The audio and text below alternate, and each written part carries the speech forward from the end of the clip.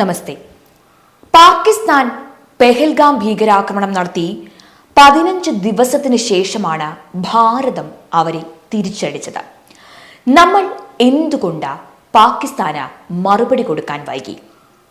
ഇനി ഭാരതത്തിൽ യുദ്ധമുണ്ടായാൽ കേരളത്തിലുള്ള നമ്മൾ പേടിക്കണമോ? അങ്ങ് പാകിസ്ഥാൻ അതിർത്തിയിലുള്ളവരൊക്കെ പേടിച്ചാ പോരെ? ഇതാണ് നിങ്ങളുടെ ചോദ്യം എങ്കിൽ നിങ്ങളോട് സഹതാപം മാത്രമേ ഉള്ളൂ. കാരണം കേരളം പേടിക്കണം, കേരള ജനത പേടിക്കണം. കേരളമാണ് നന്നായി പേടിക്കേണ്ടത്. കാരണം എന്താണെന്നറിയാമോ? നമ്മുടെ ഈ കൊച്ചിയിലുള്ളവർക്ക് അല്ലെങ്കിൽ എറണാകുളത്തുള്ളവർക്ക് ഏതാണ്ടൊക്കെ കാര്യം അറിയാം. നിങ്ങൾ എറണാകുളത്തിന് പുറത്തുള്ളവരാണ് എങ്കിൽ, എറണാകുളം ജില്ലയിൽ വന്നിട്ടുണ്ടെങ്കിൽ ബസ്സിൽ യാത്ര ചെയ്യുമ്പോഴോ അല്ലെങ്കിൽ ബസ്സിൻ്റെ ബോർഡിലോ ഒക്കെയായി ആലുവ NAD എന്നൊരു ബോർഡ് നിങ്ങൾ കണ്ടിട്ടുണ്ടാകും. അത് കേവലം ഒരു സ്ഥലപ്പേരാണ് ആ NAD എന്ന് നിങ്ങൾ കരുതിയിട്ടുണ്ടെങ്കിൽ നിങ്ങൾക്ക് തെറ്റി. ആ സ്ഥലപ്പേര് ഇമ്മിണി വലിയ സംഭവമാണ്. NAD അഥവാ നേവൽ ആർമാമെന്റ് ഡീപോട്ട്, അതായത് നേവൽ മിലിറ്ററി വെപ്പൺസും എക്യുപ്മെന്റ്സും സൂക്ഷിച്ചു വയ്ക്കുന്ന ഇടം. സംഭവം ഇമ്മിണി വലുത് തന്നെയാണ്. കൊച്ചി നമ്മുടെ രാജ്യത്തെ സംബന്ധിച്ചിടത്തോളം വെറും ഒരു കൊച്ചിയല്ല. ഇമ്മിണി വലിയ അറബിക്കടലിന്റെ റാണിയാണ് നമ്മുടെ കൊച്ചി. രാജ്യ അതിർത്തി നോക്കിയാൽ അറബിക്കടലിന്റെ ദക്ഷിണ തീരത്തെ മുഖ്യമായ ഇടമാണ് ഈ കൊച്ചി. അറബിക്കടലിൽ അത്രമേൽ ഇടപെടൽ നടത്താനുള്ള സൗകര്യം നമ്മുടെ കൊച്ചിക്കുണ്ട്. ഇനി കൊച്ചിൻ റിഫൈനറി അടക്കം പല തന്ത്രപ്രധാനമായ സ്ഥാപനങ്ങളും കൊച്ചിയിലാണ് ഉള്ളത്.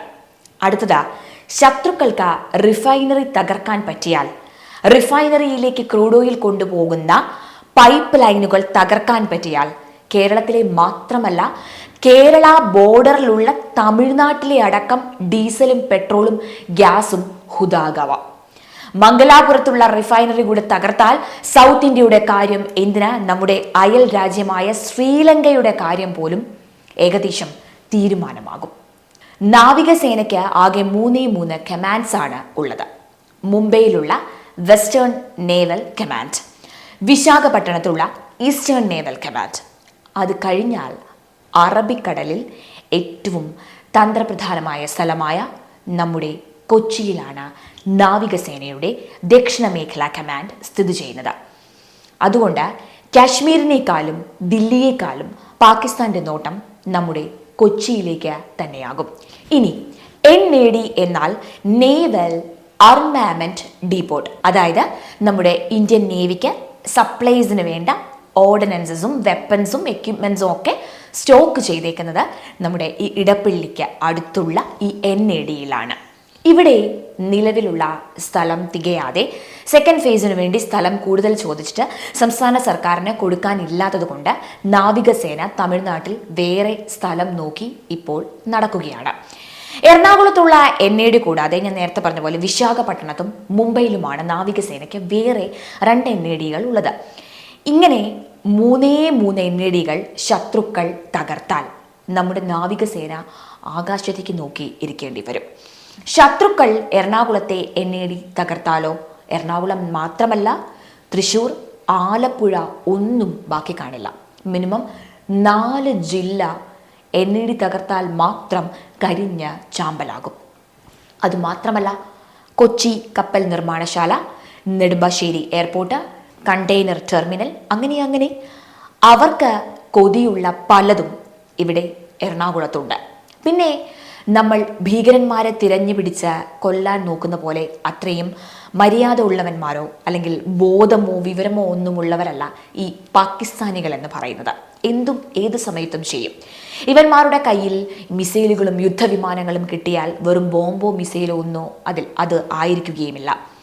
പാകിസ്ഥാൻ തീവ്രവാദികൾക്ക് പോലും ആക്സസ് ഉള്ള ആണവ ആയുധങ്ങളാകും അവന്മാർ പൊട്ടിച്ചിങ്ങനെ കളിച്ചുകൊണ്ടിരിക്കുന്നത്.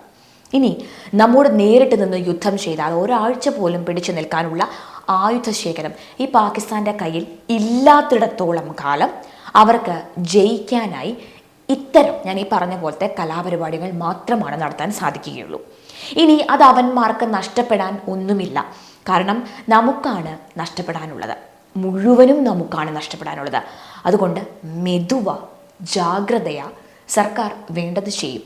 ഈ കൊച്ചിയിലും അതുപോലെ വിശാഖപട്ടണത്തും മുംബൈയിലും ഒക്കെയുള്ള എണ്ണടികളും കപ്പൽ നിർമ്മാണശാലകളും നാവിക കേന്ദ്രങ്ങളും റിഫൈനറികളും ഒക്കെ സേഫാക്കാനാണ് പഹൽഗാമിൽ അവർ കൂട്ടക്കുരുതി നൽകിയതിൻ്റെ അല്ലെങ്കിൽ നടത്തിയതിൻ്റെ 2ാം നാൾ തന്നെ അറബിക്കടലിൽ നമ്മുടെ യുദ്ധക്കപ്പലുകൾ സർവസജ്ജമായി നിലയുറപ്പിച്ചത്. അവരെ ആക്രമിക്കുന്നതിലും പ്രയോറിറ്റി നമ്മുടെ സുരക്ഷ തന്നെയാണ്. അപ്പോൾ ഇതാ ഒരു കബഡിക്കൊളിയൊന്നും അല്ല. ഒന്ന് അങ്ങോട്ടോ ഒന്ന് ഇങ്ങോട്ടോ മാറിയാൽ യുദ്ധമാണ്, നല്ല ഒന്നാന്തരം യുദ്ധം. യുദ്ധമെന്ന് കേൾക്കുമ്പോൾ വലിയ രസമൊക്കെ തോന്നുമെങ്കിലും നേരിട്ട് അനുഭവിക്കാൻ അത്ര നല്ലതല്ല ഈ യുദ്ധത്തിൻ്റെ പരിക്കുകളൊക്കെ. അത് നമ്മൾ ഈ കഴിഞ്ഞ ദിവസങ്ങളിൽ അറിഞ്ഞതുമാണ്. നമ്മൾ എന്താണ് പാകിസ്ഥാന് മറുപടി കൊടുക്കാൻ വൈകിയത് എന്ന് ഇപ്പോൾ നിങ്ങൾക്ക് മനസ്സിലായി എന്ന് വിശ്വസിക്കുന്നു.